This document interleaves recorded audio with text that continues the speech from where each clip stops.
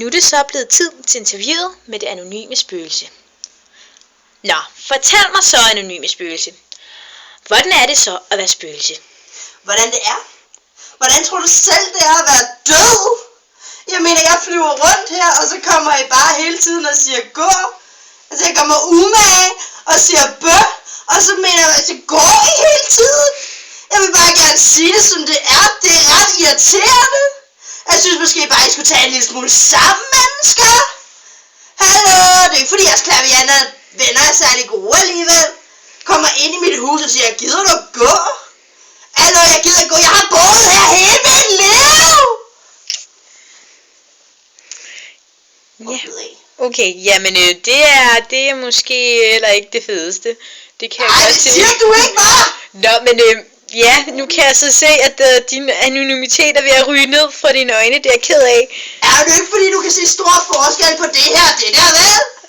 Altså, jeres små faste lavskostymer har jo ødelagt det hele for os. Bare sagt, I bare lader. Nej, vi er ånder, vi har følelser ligesom jer.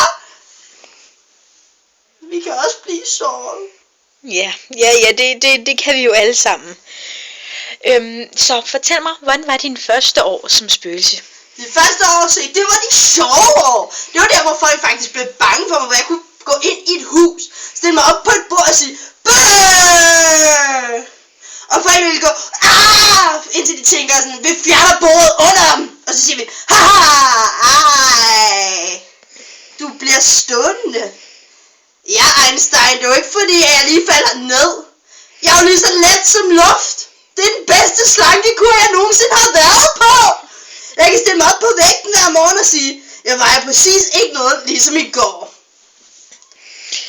Ja, det har sikkert været meget sjovt at lave alle de sjove numre med folk. Men hvad så med nu? Men nu? I bliver jo aldrig bange for mig mere. I går bare rundt og siger, lagen. Og så hænger I mig op på en tørresnor. Det er godt nok det ondeste, jeg nogensinde har været med til. Blive hængt op på en tørresnor, fordi I troede, man var et lagen. Altså, nu vil jeg bare sige det sådan, at jeg er ikke et lagen. Jeg er et rigtigt levende spøgelse. Bare fordi man ikke trækker vejret ligesom jer. Kom on! Hvad har jeg nogensinde gjort jer? Udover at skræmme jer og jeres dyr og... Altså, det er jo ikke sjovt, hvis I bare hænger mig op til tørre. Altså... Jamen, er der så ikke nogen metoder, du bruger for at få folk til at blive lidt bange nu? Jeg bruger da kæder og ting, så jeg river jeres ting på gulvet. Og ved I hvad I gør, så går I bare og lader roden ligge. Altså, dengang jeg først var spøgelse, der rodede folk op efter sig selv, så man kunne rive lortet ned igen og sige, jeg vinder! Og nu går I bare. Og så kommer der en anden mexikansk kvinde, der siger, hola, senior spøgelse, jeg skal rydde op her. Stiller tingene på plads igen, så river man lortet ned igen, bare for at se, om hun bliver lidt smule bange. Så stiller hun rundt brød frem til hende og siger, undskyld herr spøgelse, vil du ikke godt være sød eller være at rive lortet på gulvet? Jeg vil ikke mere! Nå, ja, okay, så for at komme hen på et lidt andet emne. Hvad så med husdyr og sådan noget? Har de nogensinde været et problem for dig? Husdyr? Jeres små lortehunde er det mest irriterende i verden. Man bliver jagtet gennem bygningen og får bare at vide, sådan, gå Fido, nej, dum Fido. Han bider mig i stykker. Og I tror bare, vi går, fordi I kommer med jeres små lortehunde, som kan se os? Lad da være. Det er jo ikke engang sjovt mere. I har taget det sjove fra mig. Og alle mine venner, de siger det samme. Vi var her først. Vi har været her længere tid, end nogen af jer har været i live. Altså bare hør på den grå dame. Hun er gået ned med stress.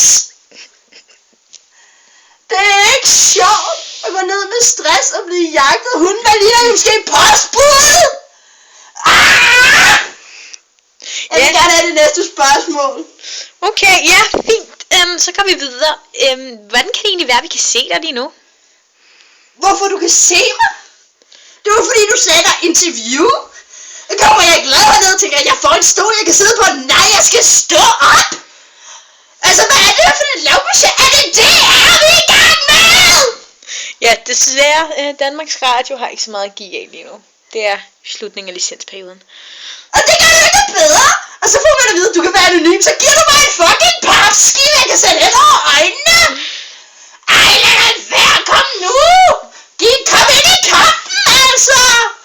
Her giver jeg et eksplosivt interview med et spøgelse, som kommer ned og bliver synlig for din skyld. Og så giver du mig en papskive. Ja, jeg er meget ked af vores lave budget. Men så fortæl mig en anden ting. Hvad var din sidste oplevelse, du har haft som spøgelse? Jeg blev interviewet af en utrolig ubegavet person fra DR. Det er ikke sjovt. Åbenbart til det her meget lousy budget, så er der ikke særlig meget plads at bevæge sig på.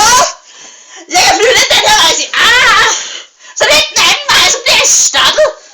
Og på vej herind, så kommer vagterne hen og siger, at vi skal se ID-kort. Hvad skal jeg hive mit kørekort over baglommen og sige, se det her? Jamen altså, hvis du har et problem med pladsen, så tænker jeg, hvorfor går du ikke bare igennem væggen? Hvorfor? Fordi så kan du ikke filme mig. Vel, jeg er her for at give noget PR til spøgelserne. Jeg er her for at skabe opmærksomhed omkring, at hvis jeg nu bare går sådan her. Kan du måske filme mig igennem en væg? Nej, det er måske lidt besværligt. Nej, det siger du ikke, Sherlock, hva'? Nu kommer jeg tilbage igen. Hvor er du henne? Der er du. Ja, men fortæl mig en rigtig, rigtig sjov oplevelse, som du har haft som spøgelse. En sjov historie. Ja, en sjov historie. Jeg tænker tilbage. Jeg tænker. Skal de tage det roligt? Jeg ved det. Det var de første år, jeg var spøgelse. Jeg var en ung spøgelse. Jeg var en flot spøgelse. Jeg var noget. Jeg lignede noget. Og det var der, hvor jeg kom ind for første gang i mit hus. Kom ind og kiggede rundt og sagde, hej, jeg er spøgelset Sigurd. Og så kiggede alle mennesker på mig og sagde, Aah! Se, det var sjovt.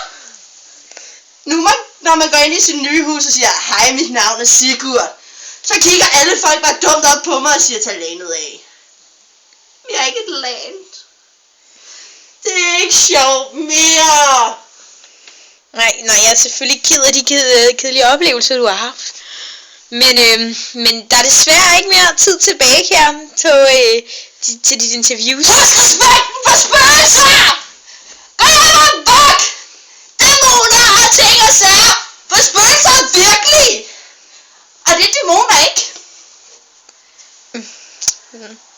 Hvad så med engle? Engle? Engle? Du mener dem der spiller på harpe og danser rundt og siger la la la la la?